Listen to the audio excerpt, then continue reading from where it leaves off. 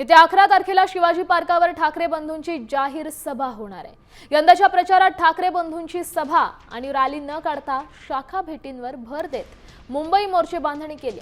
स्वतः राज ठाकरेंनी कार्यकर्त्यांना शिवतीर्थावर येण्याचं आवाहन केलं।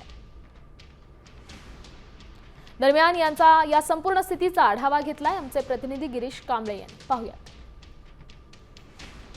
दोन्ही ठाकरे बंधूंची 11 जानेवारी रोजी मुंबईत मुंबई महानगरपालिका निवडणुकीसाठीची जाहीर सभा होत आहे। दादर इथल्या छत्रपती शिवाजी पार्क मैदानात ही जाहीर सभा होणार आहे आणि या जाहीर सभेसाठी परवानगी मिळाल्यानंतर आता दोन्ही ठाकरे बंधूंकडून या ठिकाणी आपण बघतोय की तयारी आहे सभेची, ती करायला सुरुवात झालेली आहे।